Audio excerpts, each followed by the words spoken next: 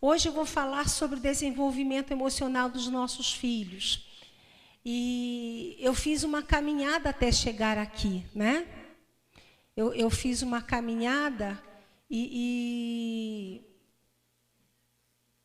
talvez o que nós vamos fazer hoje, alguns tivessem a expectativa de que nós estaríamos fazendo desde o primeiro dia.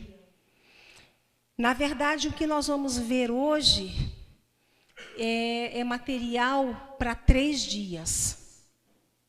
Eu já dei cursos com este tema, desenvolvimento emocional dos nossos filhos, trabalhando sexta, noite, sábado, manhã, tarde, noite, domingo, manhã e tarde. Mas eu não tenho mais como falar simplesmente de desenvolvimento emocional e aquilo que, como se modelar na criança uma boa autoestima, sem passar pela trajetória que nós passamos nesses 3 dias. Isso faz sentido para vocês, sim ou não? Tem alguém comigo aqui? Ou está todo mundo com a folha de papel? Com a avaliação? Faz isso no intervalo, que coisa. Né? Tem alguém comigo? Tem, então tá. Quando eu era criança, bem novinha, o meu pai comprou o primeiro telefone da nossa vizinhança. Eu ainda me lembro daquele aparelho preto brilhante que ficava na cômoda da nossa sala. Eu era muito pequeno e para alcançar o telefone, ficava com o ouvido fascinado, ou enquanto a minha mãe falava com alguém que eu não via.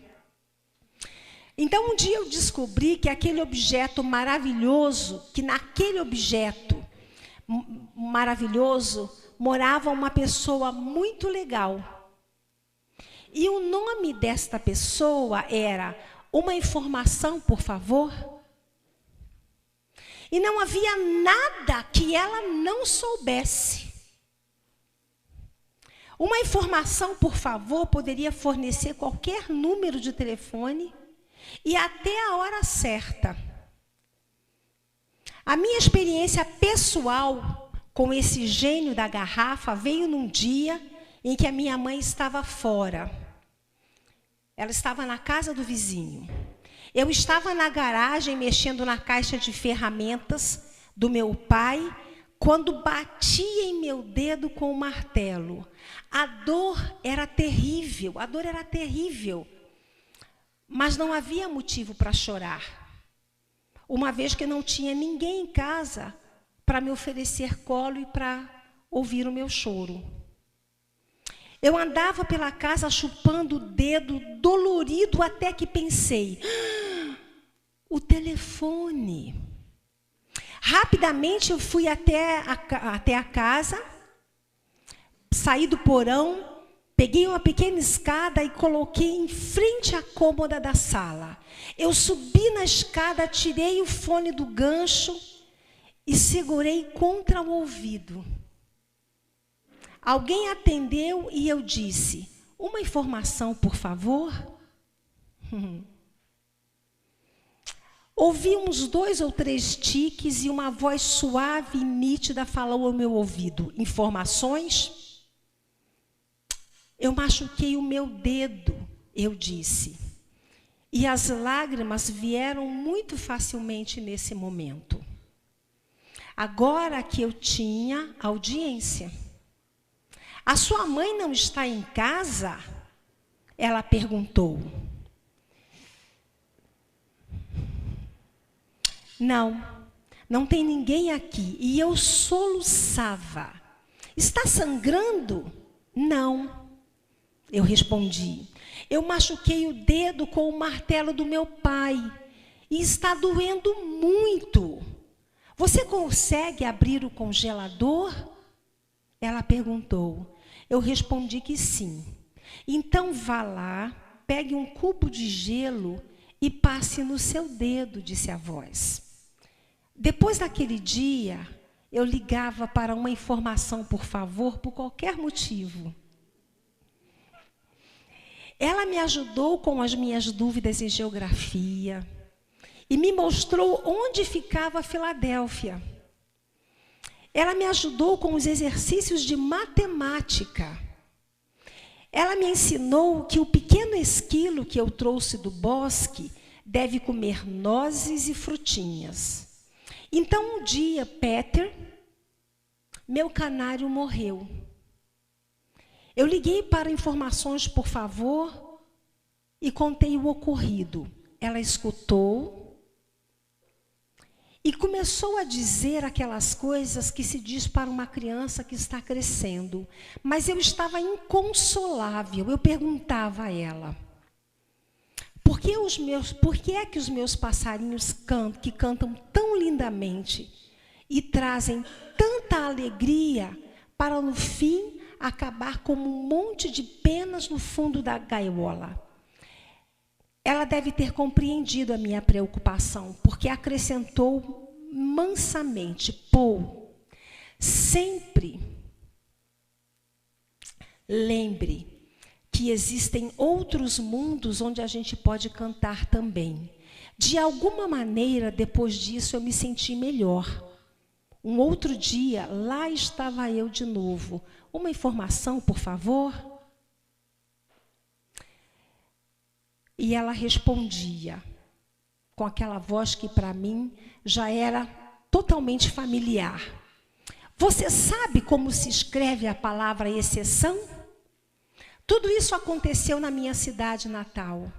Quando eu tinha 9 anos, nós nos mudamos para uma outra cidade que não era tão próxima. Eu sentia muita falta daquela minha amiga. Uma informação, por favor? Ela pertencia àquele velho aparelho telefônico preto. E eu não sentia nenhuma atração pelo novo aparelho branquinho que a minha mãe comprou e que ficava na cômoda da nova sala. Conforme eu crescia, as lembranças daquelas conversas infantis nunca saíram da minha cabeça, da minha memória. Frequentemente, em momentos de dúvidas ou de perplexidade em relação às circunstâncias da vida, eu tentava procurar recuperar o sentimento calmo de segurança que eu sentia naquele tempo, quando eu ouvia informações e eu dizia tudo aquilo que eu estava precisando naquele momento. Hoje eu entendo como ela era paciente, compreensiva, ao perder tempo atendendo às ligações de um menino. Alguns anos se passaram. Quando eu estava indo para a faculdade, meu avião fez uma leve escala, teve uma escala na cidade onde eu morava na minha infância. Eu teria mais ou menos meia hora entre os dois voos. Falei ao telefone com minha irmã, que morava ali há uns 15 minutos. Então, sem nem ao menos sentir que estava fazendo isto, eu disquei o número da operadora daquela cidade natal e pedi uma informação, por favor. Como um milagre, eu ouvi a mesma voz, doce e clara, tão bem dizendo informações. Eu não tinha planejado isso, mas me peguei perguntando, você sabe como se escreve a palavra exceção? Houve uma longa pausa do outro lado. Então veio uma resposta suave. Eu acho que o seu dedo já melhorou, Paul. E eu ri. Então é você mesma, eu disse. Você não imagina como era importante para mim naquele tempo. Ela respondeu, eu imagino sim. E você não sabe, Paul, o quanto significava para mim as suas ligações. Eu não tenho filhos e eu ficava esperando todos os dias que você me ligasse. Eu contei para ela o quanto pensei nela todos aqueles anos e perguntei se poderia visitá-la quando fosse encontrar a minha irmã. É claro, ela respondeu, venha até aqui e chame Sally. 3 meses depois, eu fui à minha cidade natal visitar minha irmã. Quando liguei, uma voz diferente respondeu: informações. Eu pedi para chamar a Ceile. Você é amigo dela? A voz perguntou. Sou. Eu sou um velho amigo dela. O meu nome é Paul. Eu sinto muito, Paul, mas a Ceile estava trabalhando aqui apenas meio período porque ela estava muito doente. Infelizmente, ela morreu há 5 semanas. Antes que eu pudesse desligar, a voz perguntou: espere um pouco. Você disse que seu nome é Paul? Sim. A Ceile deixou uma mensagem para você. Ela escreveu e pediu para eu guardar caso você ligasse. E eu vou ler para você o que ela escreveu. A mensagem dizia: diga para ele que eu ainda acredito que existem outros mundos onde a gente pode cantar também. E eu tenho certeza de que o povo vai entender. Eu agradeci e desliguei. O nome desse texto é: nunca subestime as marcas que você deixa nas pessoas. Eu acho que ele tem absolutamente tudo a ver com o que nós falamos nesses dias, numa perspectiva de construção de autoestima. Se um aparelho telefônico, né, um aparelho, um objeto, na pessoa de alguém que está assim lá do outro lado e que tem a sensibilidade de perceber isto, vocês imaginam isso numa perspectiva do que nós podemos gerar nos nossos filhos, entendendo que nós estamos deixando marcas na vida deles com absolutamente tudo que nós fazemos e que nós dizemos? Então, eu escolhi esse texto para ler hoje para nós, né? Para marcar o que nós vamos fazer hoje, marcar tudo aquilo que nós vamos ver hoje, tudo aquilo que nós vamos refletir hoje, ok? A infância, ela é muito frágil para ser abandonada, descuidada, negligenciada, menosprezada, desvalorizada, insegura e sem limites. Se vocês lembrarem do primeiro dia, quando eu usei aquela metáfora em que eu perguntei se você entregaria aquilo que é precioso para você, para que qualquer pessoa cuidasse, na verdade, algumas coisas daquilo que nós falamos a respeito de por que você não daria algo precioso para você, para que qualquer pessoa cuidasse, está embutido nas respostas em cada uma dessas circunstâncias, onde mostra que a frágil infância pode ser tremendamente prejudicada por conta do abandono, do descuido, da negligência, do menosprezo, da desvalorização, da insegurança e da falta de limites. Ok?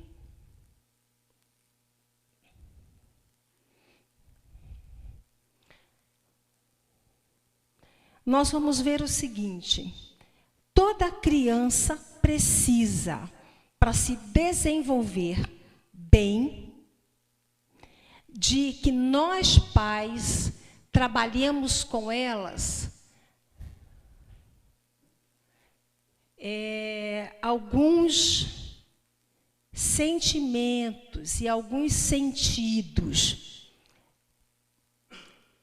E aqui nós temos o primeiro sentido: toda criança, para ter um bom desenvolvimento, ela precisa de sentido de significado, sentido de segurança, sentido de aceitação, sentido de amar e de ser amada. A criança precisa ser elogiada, ela precisa de disciplina, de limites, e ela precisa de Deus. Nós poderíamos dizer que estes 7 ingredientes constituem, tá? Eles constituem a base para um bom desenvolvimento emocional e para a construção da autoestima dos nossos filhos. Vocês se lembram que quando eu li aquele texto do Stephen Kennedy, A Autoestima dos Nossos Filhos, ele ali refletiu algo que é muito significativo, que é o fato de que as crianças já nascem com uma boa autoestima e que são os pais que irão destruir a autoestima dos filhos com frases que, na verdade, representam maldição, representam tudo aquilo que nós não queremos ver. E que, na verdade, essas frases, como você é burro, você não entende nada, você não presta para nada, você nunca vai ser nada na vida. E frases como esta, ou deixar de dar atenção, ou deixar de gastar, investir tempo, né? Tudo isso como complemento. Tudo isso complemento no sentido de nós trazermos à existência aquilo que Deus já falou a nosso respeito. E o que Deus quer é que nós, pais, sejamos agentes na vida dos nossos filhos para ativar esta consciência de si mesmo na perspectiva do olhar de Deus. Na perspectiva do olhar de Deus. E no livro esqueci o nome. Do pai. Como é que é?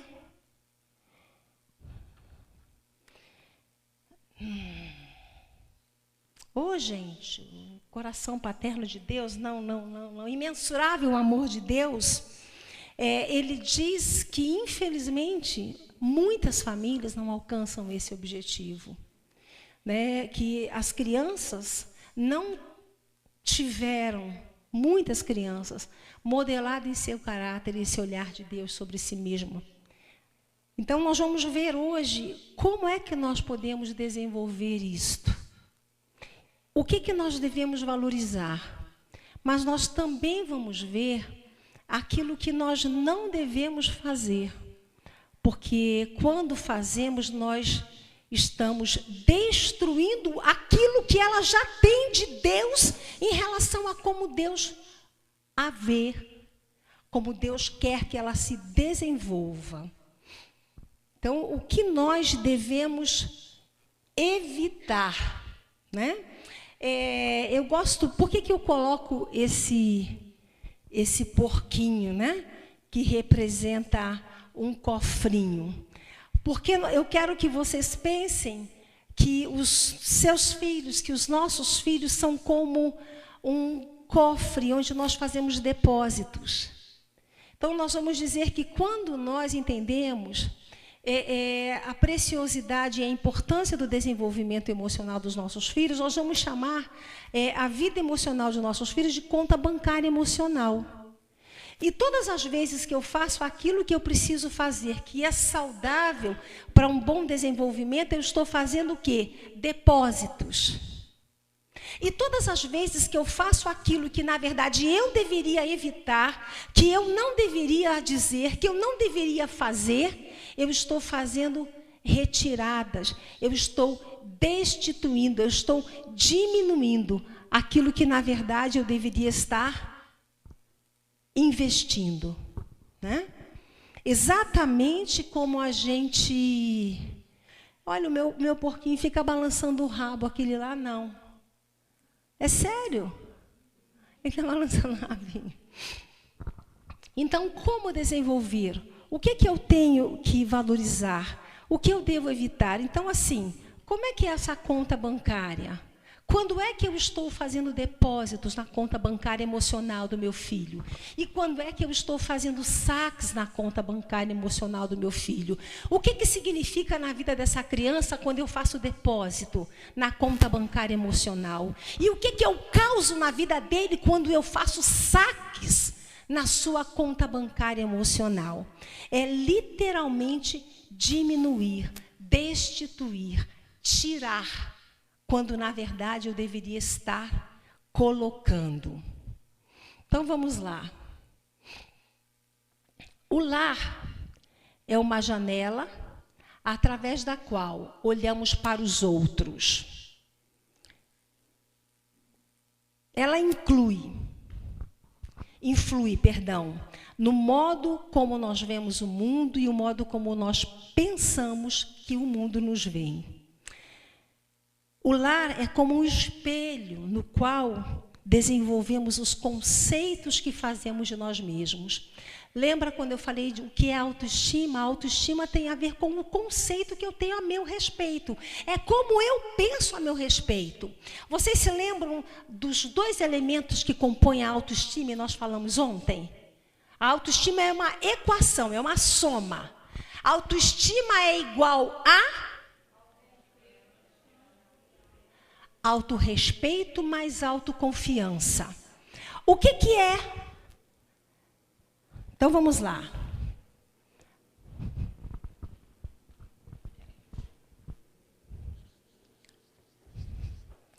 Autoestima é igual autorrespeito mais o quê?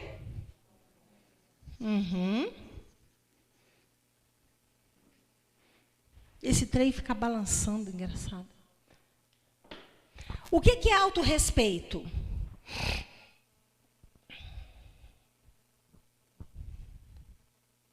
Se for fazer prova, vão reprovar.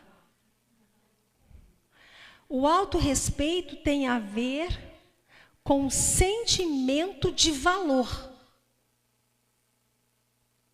O autorrespeito tem a ver com o sentimento de valor que eu tenho. O lar é uma janela através do qual nós olhamos para os outros. Então, eu estou aqui na janela olhando para os outros. E o lar influi no modo como nós os vemos, ou seja, vemos os outros, né? E no modo como nós pensamos que os outros nos veem. Vocês se lembram dos exemplos que eu dei ontem? E eu disse uma frase que você só sabe do outro.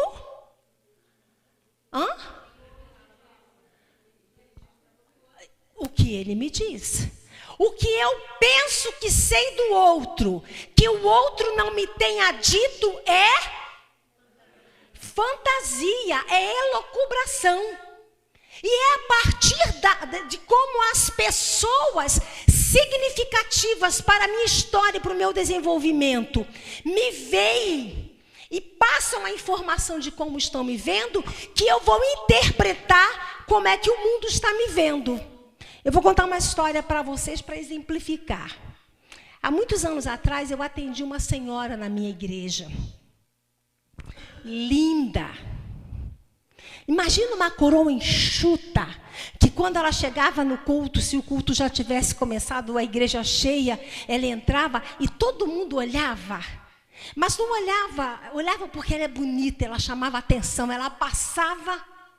Eu lembro que ela tinha o carro dela na época, era um Monza Classic, era o meu sonho de consumo.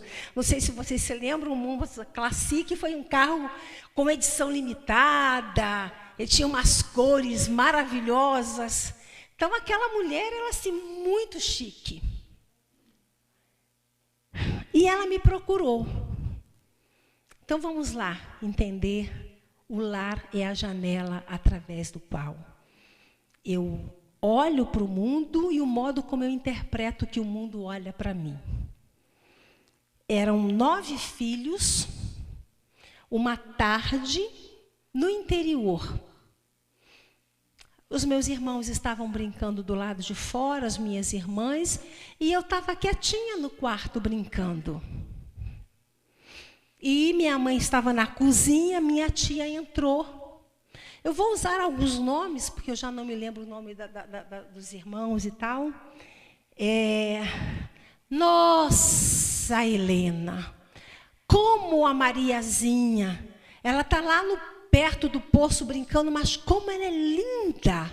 Aqueles cabelos escorridos caindo no rostinho dela, mas ela está crescendo uma menina muito linda. E o olho do João, que olho lindo ele tem, aquele olho verdinho, o sol bate, aquilo reluz. E ela foi fazendo alguns comentários a respeito das crianças que estavam brincando no quintal. Mas a Leila, vixe, que bicho aquilo!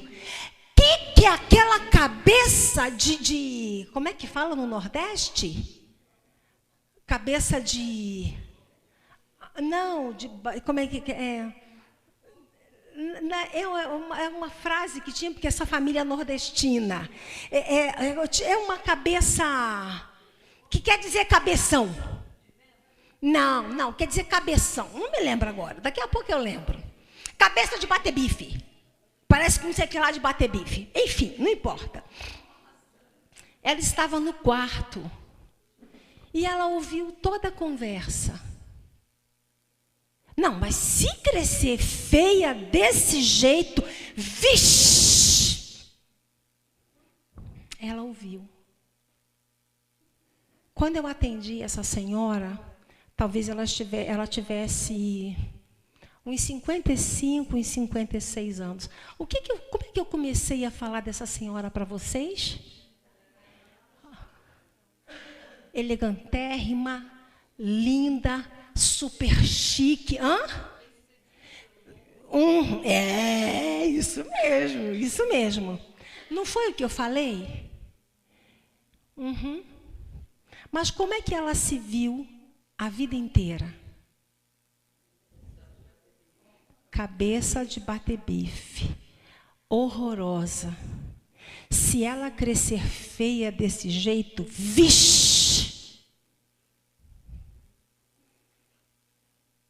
Ela nunca conseguiu ter espelho na casa dela. Sabe como ela cortava o cabelo no salão? De costas para o espelho. Sabe por quê? Porque ela não conseguia olhar para toda a feiura que ela tinha.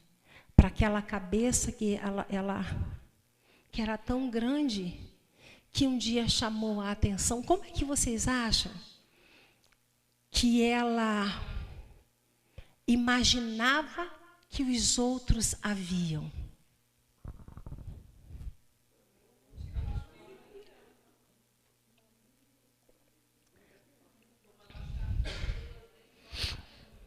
Como ela achava.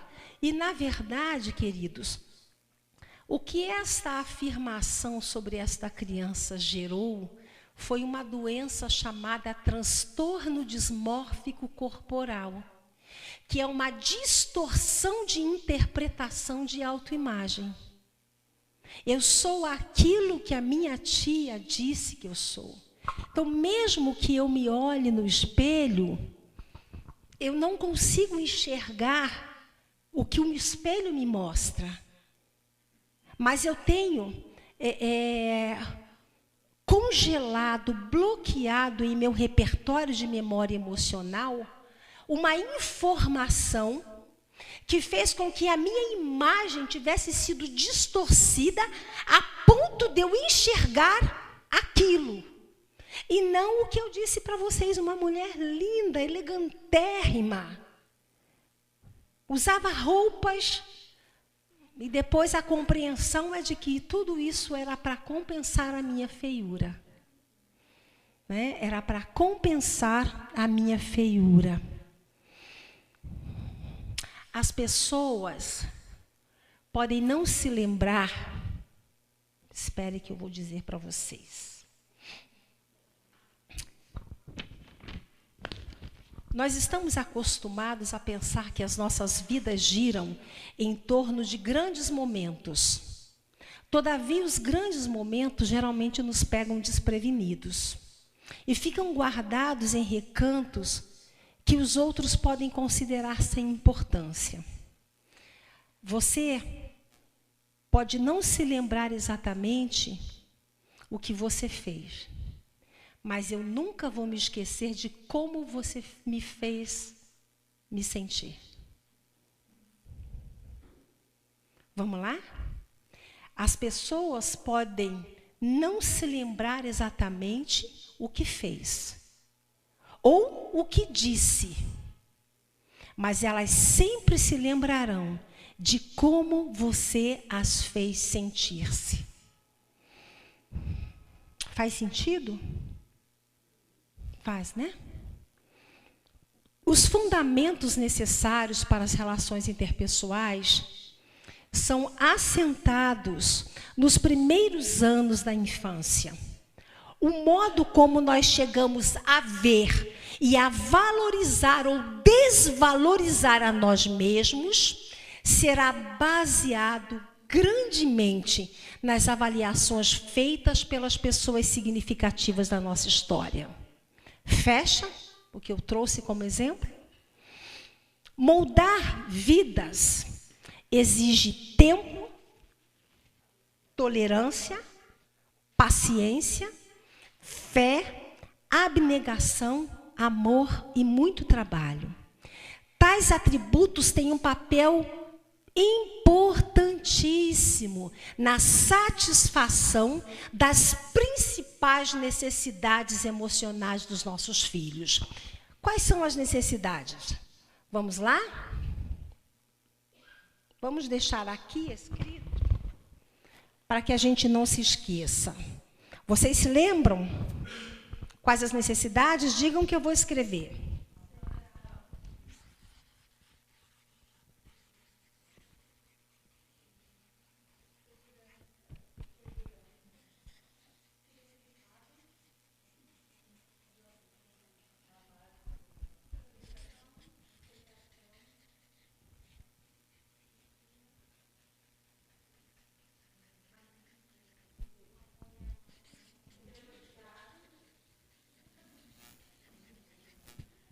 Qual?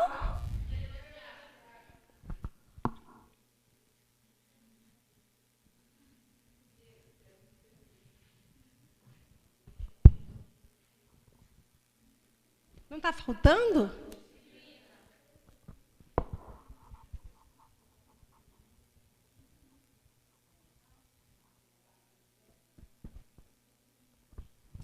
Então vamos lá. Moldar vidas exige tempo, tolerância, paciência, fé, abnegação, amor e muito trabalho. E tais atributos têm um papel muito importante na satisfação das principais necessidades emocionais dos nossos filhos, que são sentido de significado, segurança, amar e ser amada, aceitação, elogio, disciplina e Deus. Assim na cara dura? Isso. É exatamente pela importância do papel dos pais na vida emocional dos seus filhos que nós vamos ver essas necessidades agora. Olha só. Sentido de segurança é o sentimento de valor e ser elogiada tem a ver com ser reconhecido. Então vamos lá. Todos nós, todo ser humano tem a necessidade de ser amado, valorizado, reconhecido e legitimado. Todos nós. É como se nós nascêssemos com esta necessidade. Vocês notaram que eu bebo água o tempo todo? Então imagine que esta sede seja a sede que vem com a criança. sede de ser amada, valorizada, reconhecida, legitimada. E são os pais quem vão oferecer todos os dias, com os depósitos que eles vão fazer na conta, conta bancária emocional dos filhos, o suprimento dessas